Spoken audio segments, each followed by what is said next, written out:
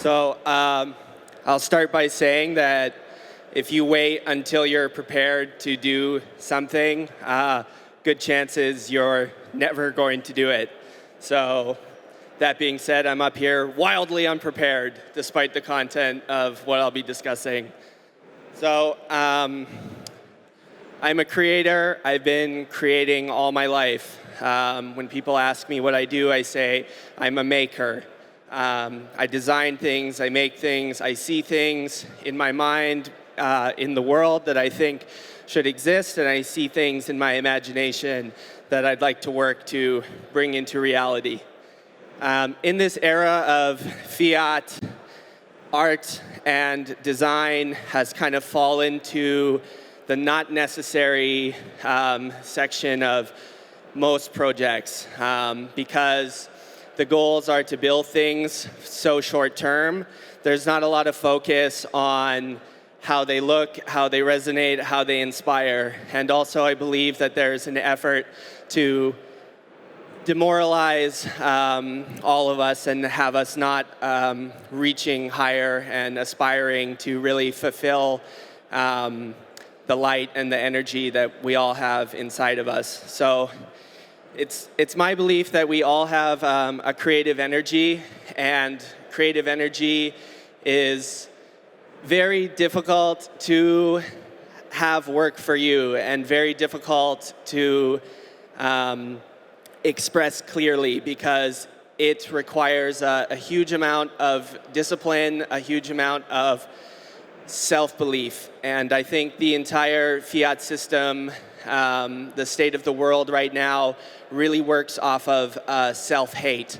And the content is that we want you to not feel like you're enough. We want you to not feel like you can do things.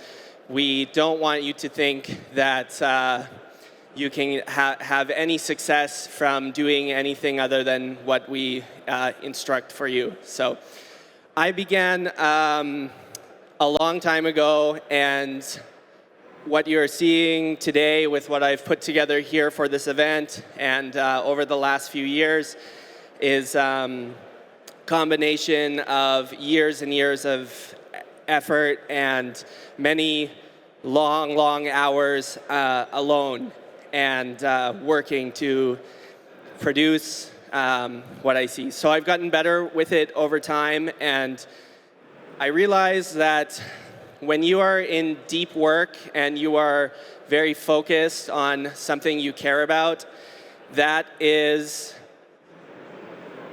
means you're not alone. You are with your work. So if you're a writer or a painter or a coder, when you are getting into those long sessions, you have a whole energy and entity of opportunity that is with you. So I would say that over the years, as I got better and better and more focused and developed with my skills, that allowed me to not feel lonely in working. I have a saying that if you're bored with what you're doing, it just means that you're not trying hard enough. You're not focused in hard enough. So I think that we all, if you have something inside of you that you want to get out into the world, the more important that thing inside of you is, the more resistance you will meet and the more difficult it will be to get it out there. And I think that this is the universe's selection mechanism for ensuring that what is created and what resource goes to is actually truly meaningful. And so that meaning can be supported by a crowd of people, but it starts with the individual and the individual's desire to make whatever it is exist. So the biggest enemy of creation is procrastination and finding and creating excuses for yourself not to do the work that you know you should be doing. And we'll find a lot of times when we're going in to do something difficult, and again, the more difficult and the more meaningful it is, the harder this obstacle will be to overcome. you say, I will do it tomorrow, I will do it tomorrow. So I will tell you that tomorrow is never, and it will never happen unless you just sit down and start. And this is very difficult to do, and it's very difficult to stay in, because even as the work gets harder and harder, you will find excuses for yourself to stop or to take a break. So I like to set up tricks for myself to be able to get into deep work, and I shape my environment to be a sort of defense system that if I try to leave or stop doing what I'm doing, there will be something there that is a quick solution. So when I sit down to work, I make sure I have a really long, good playlist, a really long, good book, good story, because when I'm painting or doing design work, I like to listen to things. And I make sure that I have water or food close by, like very within reach, really, because you can break a cycle of focus very easily. And any other sort of, so very specifically is supplies. Make sure you have the right supplies that you need to get your work and to get your goals accomplished close by. So Navy SEALs do a lot of very rigorous planning and a lot of very rigorous training, and they work very hard to ensure that every part of their plan, they're ready for it. And when it comes to creative work, I think it's important to set up yourself in the same way, to make sure that you have exactly what you need to get the work done.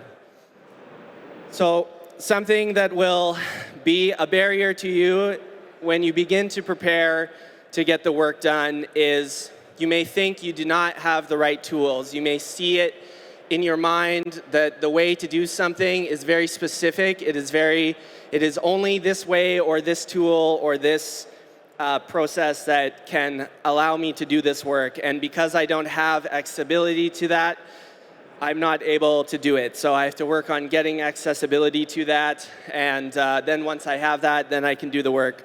This is also a barrier, and in a lot of ways, a heavy procrastination crutch. So all the tools in the world exist to bring your visions into reality.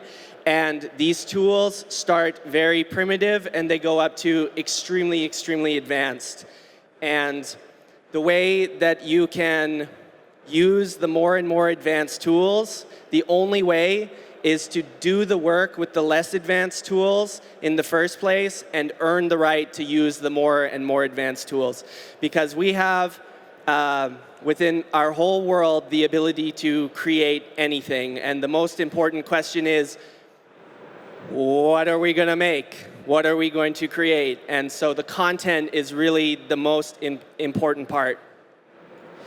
So there is always a way to use what you have available to you today. There is always a way. And the same creativity that you wish to put into your work, you can also use that to get rid of these barriers. So let's say it's a highly sophisticated precision CNC machine that costs $50,000. That's very difficult to get to that, to be able to get there, and also takes a lot of capital to invest and to acquire that machine. But you can scale all the way down to using clay and hand tools if you need to. And there's less and less and less expensive CNC machines. You can go to 3D printing machines. And there are also these services being provided locally to you, where you can find someone who does a lot of manufacturing for other companies making precision parts or whatever it is.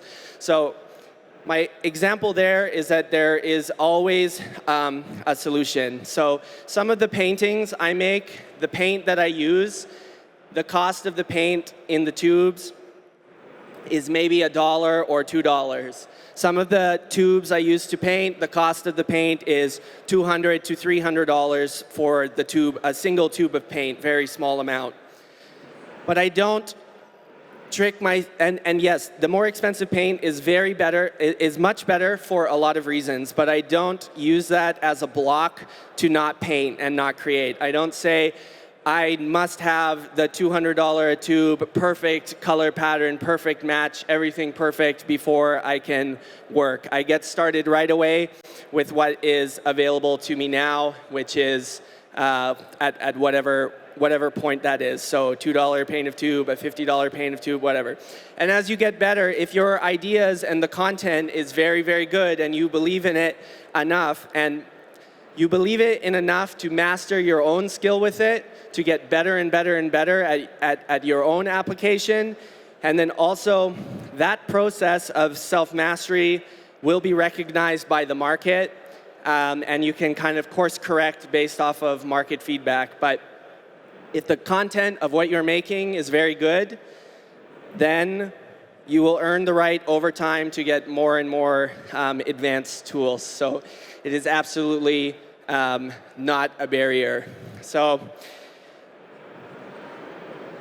when I began, I really did not believe that what I'm doing today was possible, or that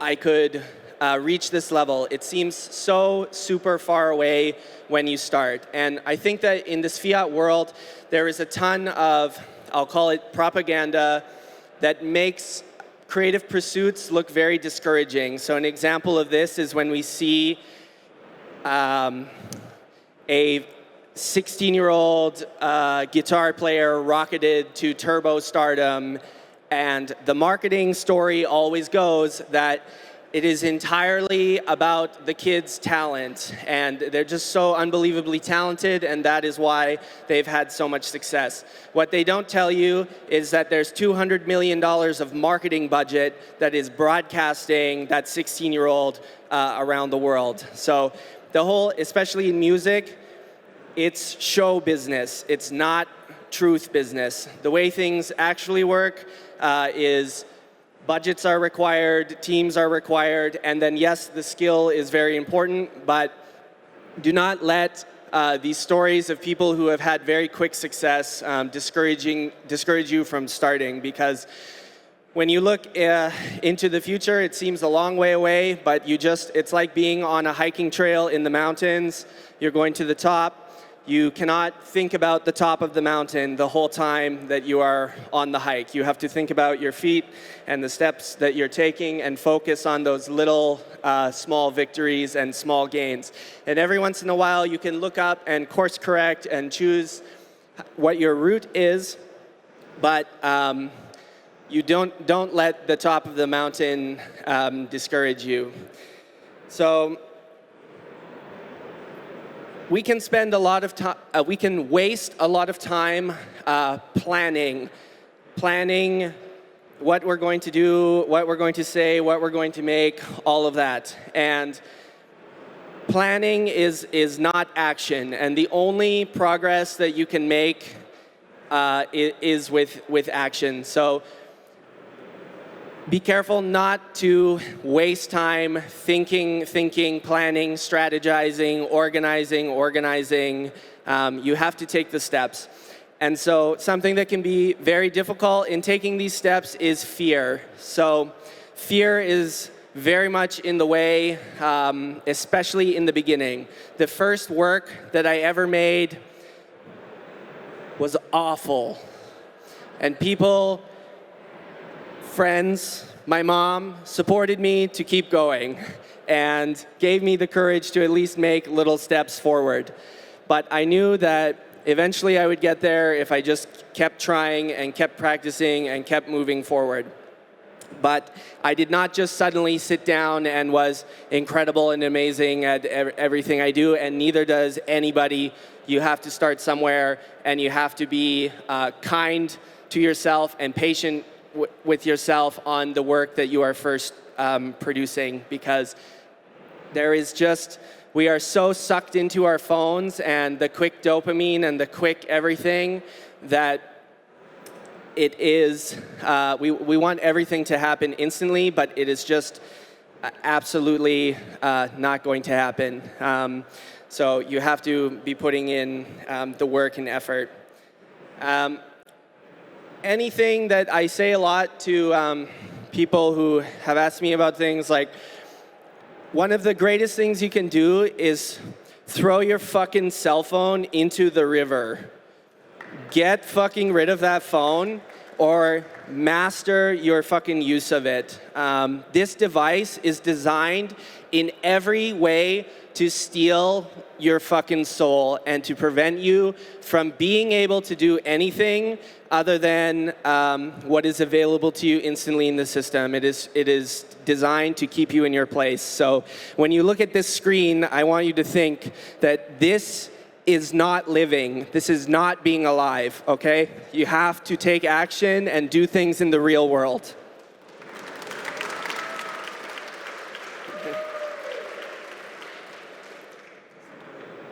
Okay, so clarity is very good for making process.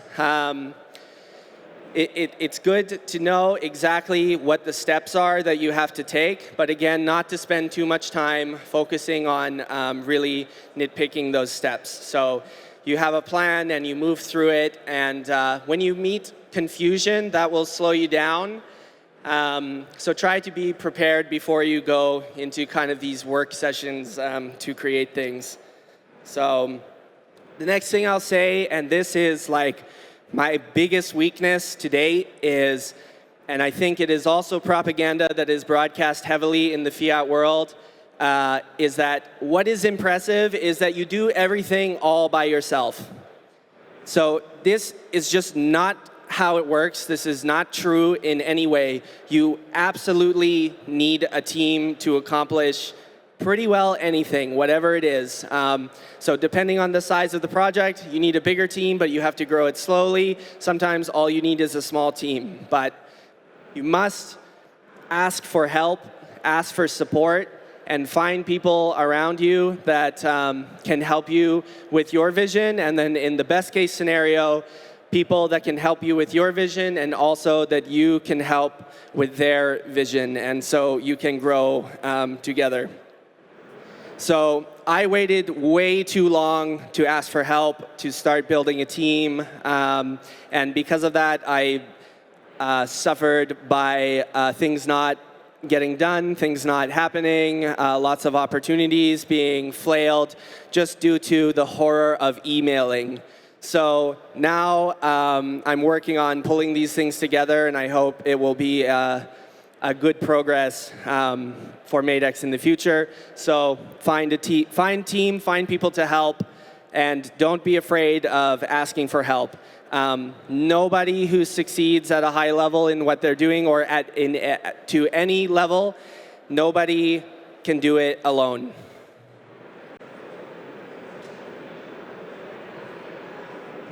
Okay, the last thing I'll say is that you have to celebrate every single victory that you make in pursuit of your visions and of your dreams. And you have to be kind to yourself along the way. So in the beginning of my journey, something would happen and I would not sell, like something very good, like my first art show and like 20 people showed up. I would not celebrate it because I was focused on a big show, but it all comes together. So in summary, I would say that if you think you are not enough, you are. And the only thing in the way of you and your visions and dreams is very, very hard work and very, very much loving that work and following and trusting that you have the ability to co-create the universe with God. Secure your BTC Prague 2026 ticket at the lowest possible price now.